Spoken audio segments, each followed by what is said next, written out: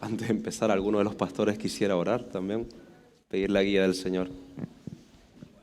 Padre, te damos gracias por este tiempo. Confiamos en ti para que las respuestas sean conforme a tu palabra. No confiamos en nuestra propia sabiduría, Señor. Pedimos que tu sabiduría, Señor, sea la que prevalezca. Y aún, Señor, en el silencio, si fuese necesario, también vemos tu sabiduría. No sabemos todas las respuestas. Pedimos tu ayuda y pedimos que sea un tiempo de edificación de tu iglesia. En el nombre de Jesús, amén. Amén. Bueno, la dinámica va a ser, yo lanzo la pregunta y ustedes... Y Mariano responde. Perfecto. Sí, sí. Ok. La primera pregunta dice de la siguiente forma: ¿qué estrategias prácticas hay para sostener una vida devocional consistente?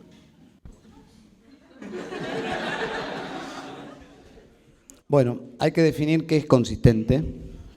Creo que el piso de la consistencia es ser fiel, es decir, que mi devocional sea todos los días,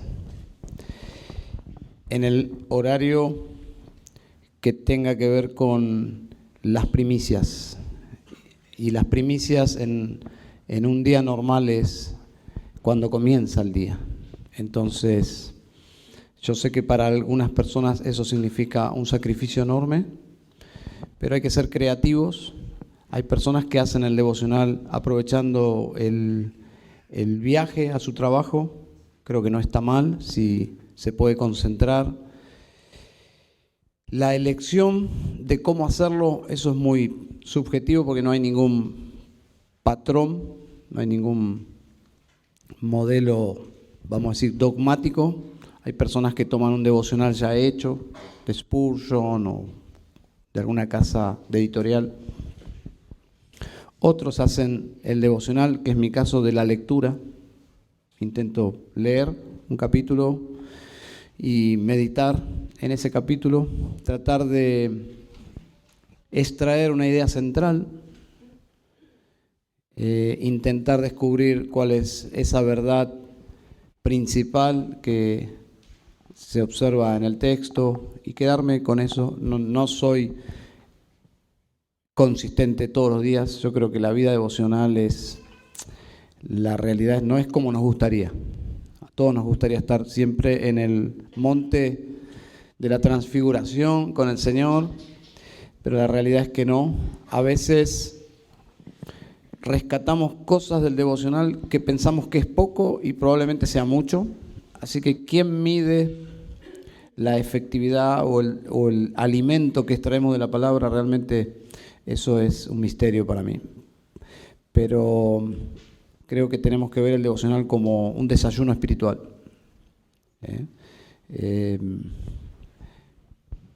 No sé si quería agregar algo, pastor. No, que uno generalmente agenda, prioriza lo que considera importante. Y a la luz de nuestra pecaminosidad y de la necesidad que tenemos de Dios, de su gracia obrando en nosotros, creo que para ser consistente uno tiene que priorizarlo, tiene que dedicarle un espacio de tiempo que en cada caso, obvio, va a ser distinto.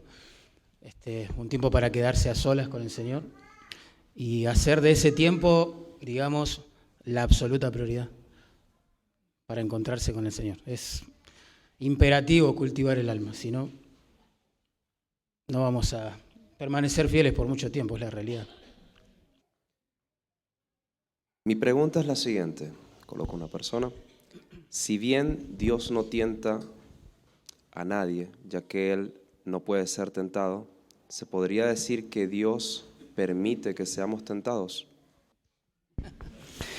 Creo que Dios en su soberanía diseñó la vida cristiana, incluye el mal, la tentación, el diablo, el mundo, y creo que es una oportunidad para el creyente mostrar un amor leal a Dios, llevándolo a un terreno más humano, más terrenal. Creo que si un hombre es seducido con una mujer extraña, que ese hombre se plante y huya de esa tentación, habla de su amor por su esposa, ¿no?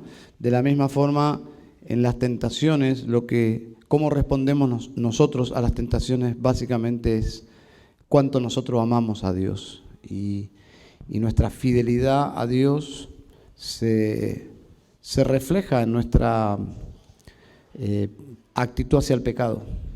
Nuestro deseo de serle fiel a Él nos debe llevar a tomar decisiones radicales en cuanto al pecado. No siempre, lamentablemente y tristemente, no siempre somos tan fieles como quisiéramos, pero si ese fuese el caso, nuestra fidelidad al Señor sería confesar que le hemos fallado.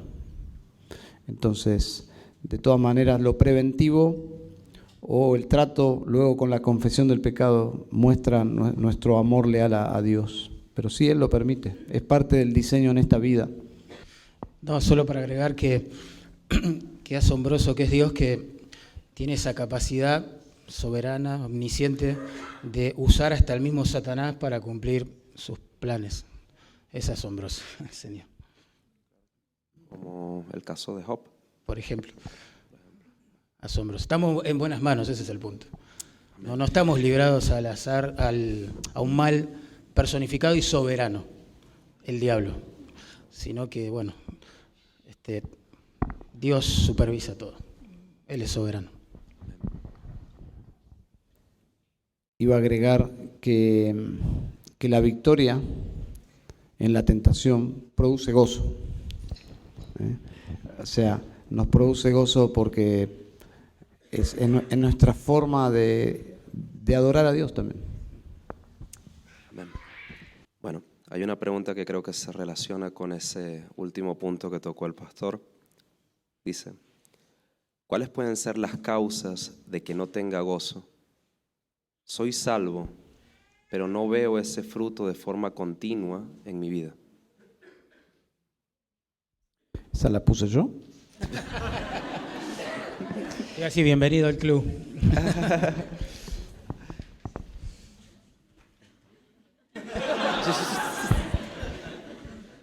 El pastor responde y yo acoto.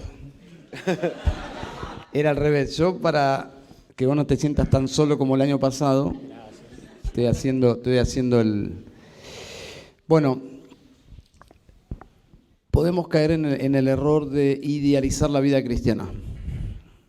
Ese sería el primer error para que la frustración sea más profunda. Cuando dice Apocalipsis capítulo 2, que dice, ¿has dejado tu primer amor? Algunas personas lo relacionan con esos días de cuando uno recién se convirtió y parecería que uno está flotando en el aire y claro, es la sensación de Dios morando dentro nuestro y sentimos que va a ser así siempre. Y después vamos tomando conciencia que fue un cariño especial, vamos a decir. Sería lo ideal vivir así, pero no es la realidad. Cuando Juan, bueno, en realidad es Jesús, que confronta a la iglesia de Éfeso, dice, tengo contra ti que has dejado tu primer amor. No está hablando de esa etapa que es más que espiritual, si bien lo es más emocional que otra cosa. Es como cuando, no sé, te pones de novio, digamos. Parece que el mundo está en colores, ¿no? Como que todo es azul y oro. ¿Me puedo retirar ya? Y a medida que la relación va desarrollándose, te das cuenta que tu novia es una pecadora, tu novia te descubre que sos un pecador y comienzan a poner los pies más en la tierra. No se va el romanticismo, el encanto, etcétera, pero no habla de eso, Apocalipsis 2. No habla de ese tiempo que era más emocional que espiritual, sino que habla de que has dejado tu amor primero, que es amarás al Señor tu Dios con todo tu corazón, con toda tu mente, con todas tus fuerzas. Básicamente no es tan emocional, no es que tengo que sentir, tengo que ser fiel. A pesar de que muchas veces mis emociones van en dirección opuesta, y eso es amor también. Entonces, los que han consumido a Piper quizás no estén muy de acuerdo con lo que yo estoy diciendo ahora. Porque Piper pone mucho énfasis en un amor que se deleita en Dios, y yo creo que eso es bíblico. El único asunto ahí que yo agregaría es qué sucede cuando ese deleite carece de la parte sentimental.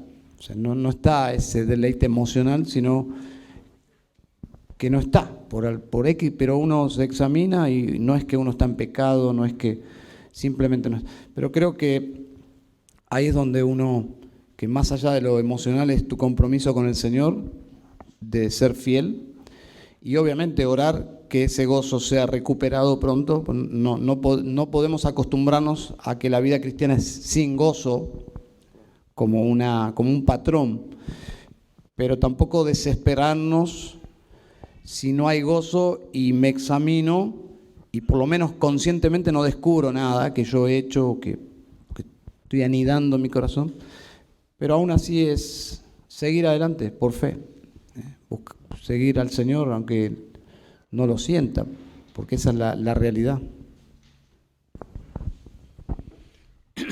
Sí, yo pienso exactamente igual, con gozo, con ganas, sin ganas. Hay que buscar a Dios. Y hay que tener cuidado, porque tenemos que buscar a Dios, no el gozo. Y lo maravilloso, porque Él es condescendiente con nuestra debilidad, es que lo buscamos como estamos y Él frecuentemente nos da de su gozo. Es misericordioso. Pero guarda hay que hacer esa diferencia, ¿no? Buscamos a Dios, ese es el mandamiento, de eso se trata la vida cristiana, de encontrar satisfacción en Dios, cultivar el alma en la presencia de Dios y eventualmente, porque Él es bueno, nos da de su gozo. Amén. Yo no agregué mis preguntas acá, pero tengo la libertad de hacer una acotación. Me hizo pensar en el escritor de himnos que usted mencionó, que hablaba Cooper, que era una persona que luchaba, ¿no?, con la depresión, y aún así se dedicó a escribir verdades para ser cantadas, y no creo que esas verdades fueran simplemente para otros, también eran para él. Experiencias con Dios, claro. No, que Dardo me dice, hoy justamente estábamos hablando de William Cooper, un poco de su historia, y lo comparamos con Emán, el autor del Salmo 88, que es muy similar a la historia de William Cooper, pero es inspirado por Dios, entonces es todavía más valiosa para nosotros, porque el Salmo 88 tal vez es el salmo más triste de la Biblia, realmente. A diferencia de otros salmos de lamento, comienza con una atmósfera así de desánimo, de tristeza, de perplejidad, y termina de la misma manera. La mayoría de los salmos de lamento comienzan con poetas salmistas en ese estado, pero terminan alabando a Dios, regocijándose en Él. El Salmo 88 no. Es más, Emán, el autor, dice que desde la juventud está sufriendo los terrores, dice él, ¿no?, de Dios. Interesante. Uno, claro, lo lee a simple vista y dice, este hombre es un impío, ¿qué está diciendo? Sin embargo, él está buscando a Dios. Él compuso ese salmo de alabanza a Dios. O sea que aún en la profundidad más triste que un ser humano, un creyente pueda experimentar, la búsqueda de Dios es una posibilidad latente por los méritos de Cristo. O sea, podemos buscar a Dios, insisto, sin gozo. Sin gozo. Es lo que nuestra alma necesita. Agrega un detalle, quizás que ilustra eso, porque usa Piper en su libro no me recuerdo el título, pero es un capítulo que luego se convirtió en un libro, pero es un librito pequeño, Cuando las tinieblas no se disipan, que habla justamente del testimonio de Cooper. Y resulta que cuando estuvo Piper aquí, 2000 no sé qué, pues ya con la pandemia perdí la noción del 2019, se acercó un matrimonio, que Mariano los conoce, que querían hablar con Piper. Y vinieron a hablar conmigo como si yo fuese amigo de Piper. Pero le dije, bueno, ¿puedo hacer algo para hablaba inglés la hermana? Y me dijo, sí, yo tengo una necesidad de hablar con Piper. Y después entendí por qué. Porque ella había estado en una situación similar, donde no había nada consciente en su vida que ella haya hecho, digamos, como para sentirse como se sentía. Su vida se puso gris, entró en una depresión, no tenía ganas de vivir. Y ese libro fue el libro que Dios usó, pequeño librito así, Cuando las tinieblas no se disipan, que usa justamente Piper el testimonio de Cooper. Y lo digo por si alguien tiene lucha con esta sensación, que antes le llamaban nostalgia, la hora oscura del alma. Okay. Pero ¿cómo le llamaban en una época? No le llamaban depresión, no estaba de moda la palabra. Creo que melancolía. Le llamaban melancolía, que es como una sensación de tristeza que no sabemos su origen, y esta hermana finalmente fue a agradecerle a Piper porque fue el libro que Dios usó en su vida para levantarla, así que puede ser útil cuando las tinieblas no se disipan.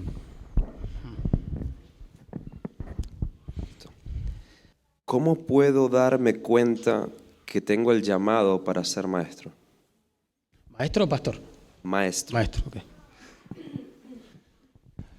Bueno, lo que uno observa, el común denominador de las personas que Dios llama a enseñar la Biblia, es que por su gracia también pone dones que están relacionados con la predicación, sea enseñanza, exhortación. También uno suele ver en ese tipo de personas pasión por el estudio de la palabra, una inversión en recursos que le ayuden a estudiar la palabra, una preocupación santa, ¿no?, por ser preciso con la palabra y ese tipo de cosas. Pero bueno, una persona puede tener todo esto, pero si, como explicó Dardo en su sermón, si carece de la sabiduría que viene de Dios, que forma un carácter como el de Jesús, no tiene que enseñar. Por más que tenga todas estas habilidades y toda esta orientación, digamos, hacia el estudio y la exposición, no tiene que enseñar. Generalmente esas personas, Dios las usa no en primer lugar desde un púlpito, sino compartiendo las Escrituras con otros. Esas personas son edificadas, y la congregación misma se va dando cuenta de que el hermano, bueno, quizás Dios lo esté llamando a eso, porque Dios lo usa, porque otros son bendecidos. Pero bueno, es importantísimo que junto con las habilidades necesarias para enseñar la palabra, la persona, claro, muestre un carácter como trabajado en la gracia, digo yo, ¿no? Pulido por el Espíritu, si no va a ser un peligro, por más que sepa mucho, estudie mucho, tenga muchos recursos, etcétera, mucho don, va a ser un peligro, sí, un problema.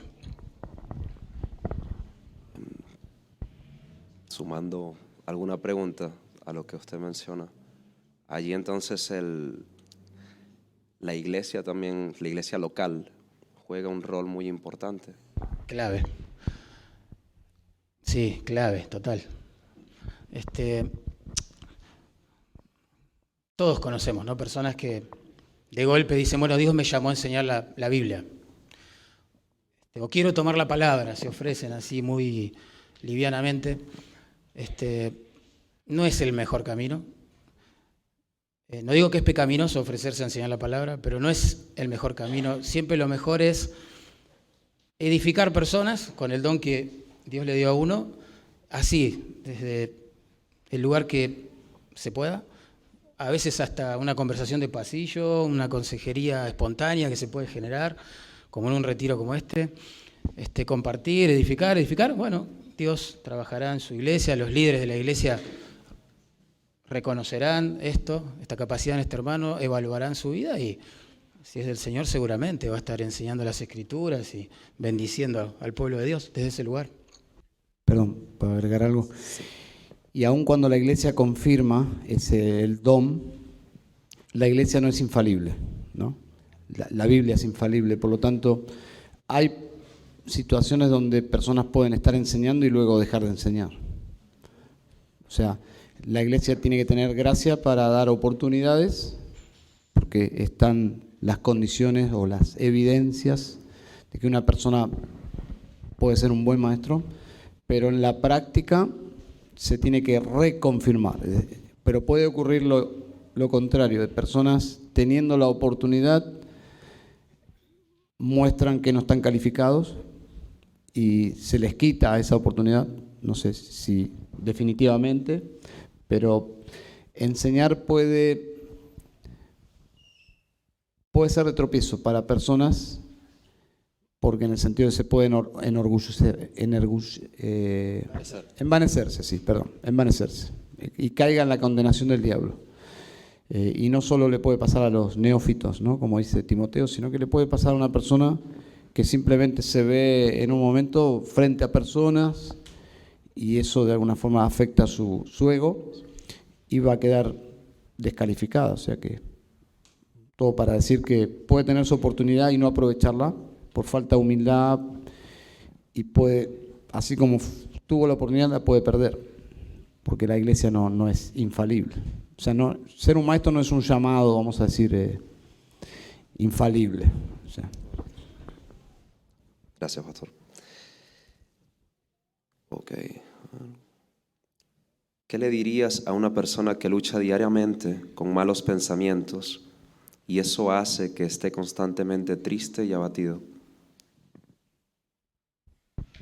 Yo lo que le diría es que aparentemente ya esa persona reconoció que la causa por la cual se entristece su alma es que está dándole lugar a los malos pensamientos. Ya avanzó un montón, digamos, en tratar de descubrir cuál es su problema. Me parece que está bastante encaminado. Lo que tiene que hacer es renovar su mente con la palabra de Dios para tener buenos pensamientos. Y seguramente en el proceso va a ir recuperando el gozo en el Señor, la alegría de servir al Señor, de pensar bíblicamente, la libertad, ¿no? Por otro lado, de pensar bíblicamente, claro. ¿Qué piensa, pastor? Sí, Romanos 12, versículo 2, renovar el entendimiento. Salmo 119 que estamos leyendo en los cultos, la palabra de Dios dice: ¿con qué limpiará el joven su camino, no? Con guardar tu palabra. En mi corazón he guardado tus dichos para no pecar contra ti. Y así está llena las escrituras de alusiones a como el antídoto, ¿no? Para cuidar la mente. Sí, un detalle, uno más para agregar a esto, es que para nuestro asombro y sorpresa grata, digamos, la Biblia a la mente renomada, ¿no? A la persona que el Señor salvó, le dio nueva vida, uno se da cuenta que no es víctima de sus pensamientos. Uno puede en el Señor definir qué pensar. Por eso a veces los versículos que nos hablan de pensar en determinadas cosas y en determinadas no, se expresan a modo de mandato. Porque en el Señor tenemos la posibilidad de cerrar la puerta a los malos pensamientos y abrirlas a los buenos pensamientos, a los que vienen de Dios. Amén. El que conoce al Hijo es verdaderamente libre, ¿no? Aún de esos malos pensamientos. Qué bendición. Okay. Perdón, José. ¿Sí? ¿Alguien controla el tiempo? Que son 45 minutos nomás. Queremos ser... Quedan como 15 aproximadamente. Quedan como 15. Sí. Bien. Preguntas, pastor. ¿No? ¿Cuándo hay evidencias que estamos en la doctrina correcta? No, la doctrina correcta es la que se ajusta a las Escrituras. Cuando Cristo es el centro, porque a Él apuntan las Escrituras. La gloria de Dios es la meta, porque a eso apuntan las Escrituras, ¿verdad? La santificación del pueblo de Dios es la meta, porque a eso apuntan las Escrituras. La gran comisión, la extensión de su reino, es la meta, porque a eso apuntan las Escrituras. Tenemos, gracias a Dios, un parámetro objetivo en la palabra para determinar si una doctrina es sana o no. Sí, estoy tratando de recordar. Le hicieron una pregunta similar a MacArthur. Estoy tratando de pensar la respuesta un poco más elaborada, pero él dijo, seguramente estoy equivocado, el asunto es que no lo veo. Pero no está hablando orgullosamente, sino que uno está convencido de que las verdades que asumimos son productos de una hermenéutica, es decir, de interpretarlo de forma más precisa las Escrituras. Entonces, cuando uno llega por medio de una exégesis o de hermenéutica a una convicción, es el resultado de lo que uno estudió, uno cree, etc. Entonces, seguramente hay falencias. Ninguna iglesia es perfecta y ninguna doctrina sistemática o lo que sea, dogmática, es 100% bíblica. Es decir, suena medio jactancioso decir, somos una iglesia bíblica. Suena medio ostentoso. Yo diría mejor, intentamos ser una iglesia bíblica. En nuestro caso somos bautistas, pero las iglesias que son iglesias bíblicas, etcétera, claro, todos intentamos ser bíblicos. Los testigos de Jehová también intentan ser bíblicos. El asunto es que el camino para ser bíblicos es un camino de humildad, pero también de aplicar un sistema de interpretación. Entonces, nosotros tomamos un camino para llegar a ciertas verdades y ahí, si el Señor no nos muestra lo contrario, esas son nuestras convicciones, que a nivel iglesia es lo que se expresa en la declaración de fe, ¿no? Que no es la Biblia, la declaración de fe, pero normalmente es donde una iglesia está parada, digamos. Y eso es producto de una historia, ¿no? Claro, y también reconocer, ¿no?, que hay iglesias que son sanas, tienen una doctrina sana, y sin embargo sobre algunos puntos específicos quizás piensan diferente a nosotros en algunas cosas, y nosotros diferentes a ellos también. Pero el centro, el corazón de las Escrituras tiene que estar claro. Es el Evangelio. Pablo dijo, si alguien predica otro Evangelio que el que os hemos anunciado, sea anatema. Entonces hay verdades por las cuales hay que luchar, pelear, defender, que definen o trazan la línea, digamos, entre un ministerio sano y uno que no lo es, como el Evangelio y demás. Y hay otras doctrinas que son, digamos, que no hacen a la salvación del alma, ni a la santificación concreta de la iglesia, que son importantes, pero quizás puede haber entre iglesias de sana doctrina diferentes puntos de vista, claramente. Hay hermanos, no todos los hermanos, que quieren ser bíblicos, como dice Dardo, y con limpia conciencia lo hacen, piensan lo mismo en todos los puntos doctrinales. Como jóvenes, ¿cómo puedo adquirir sabiduría espiritual para mi vida práctica? Sí, nosotros somos los jóvenes. Joven, claro. Sí. ¿Cómo lo hacen los jóvenes? Me gustó esa pregunta. A vos. La pregunta va dirigida al joven. Bueno, yo podría usar el ejemplo de Mariano. El Señor me dio el privilegio de verle llegar a la fe.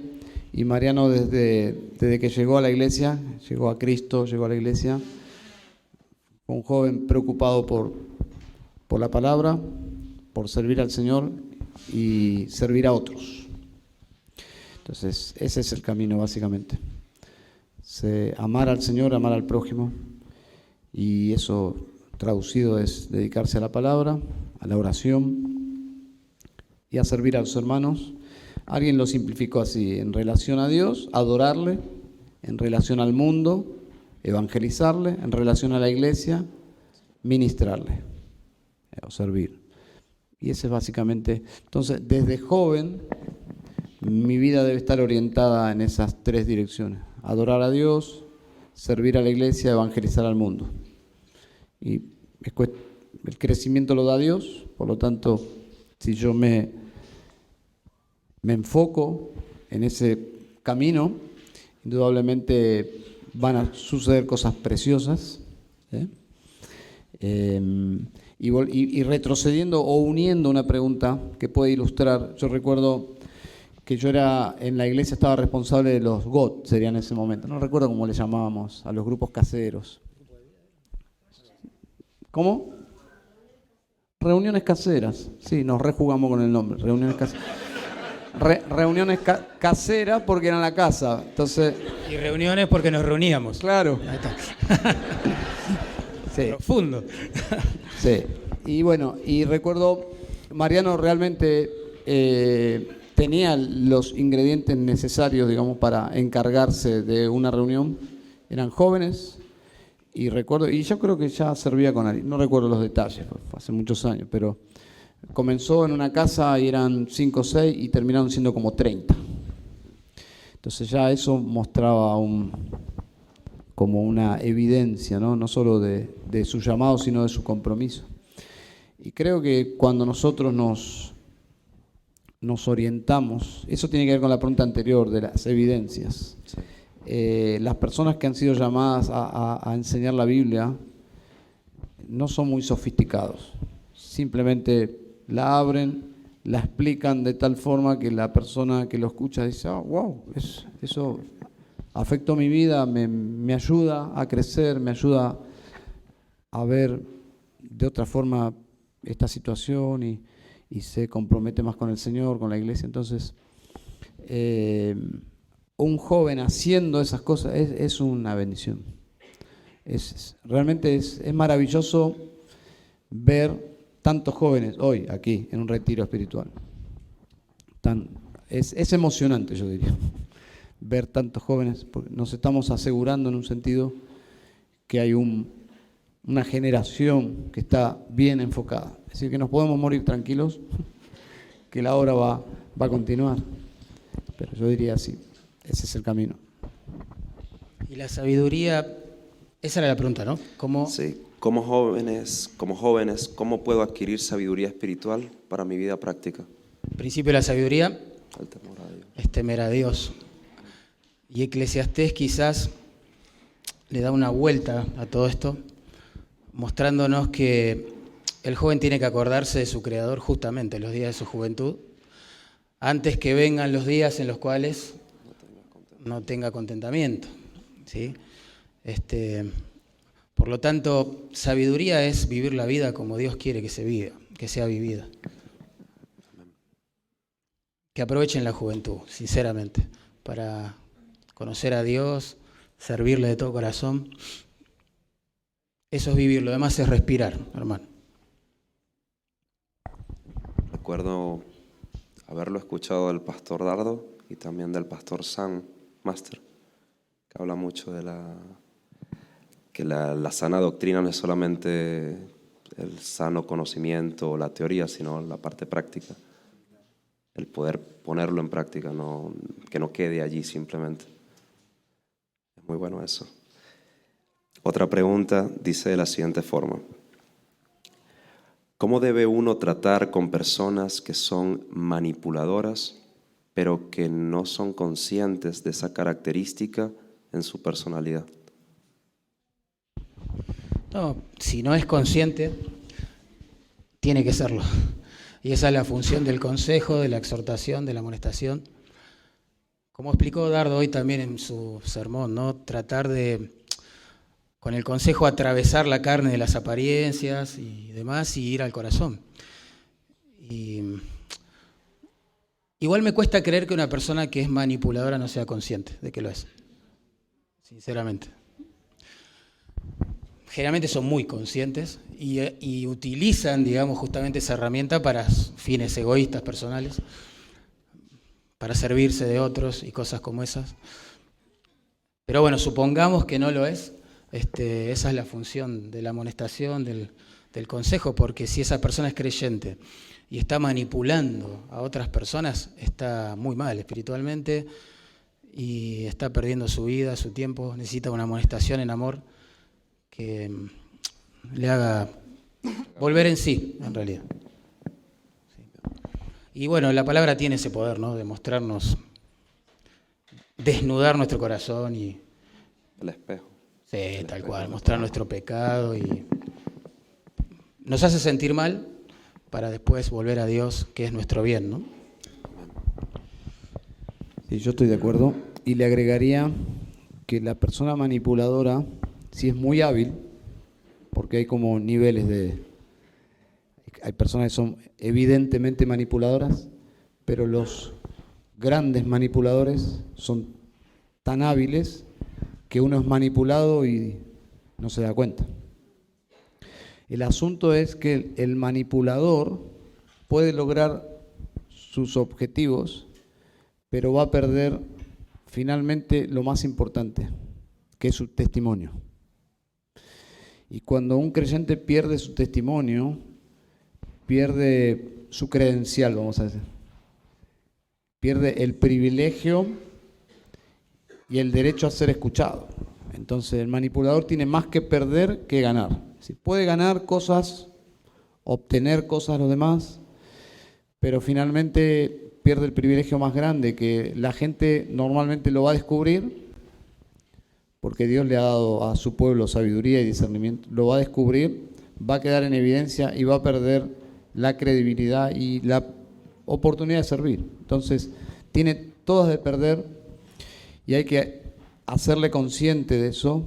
Eso se llama exhortación, amonestación, y pedirle, como decía Mariano, ¿no?, que al ser consciente se arrepienta y pida al Señor cambiar, un cambio de corazón.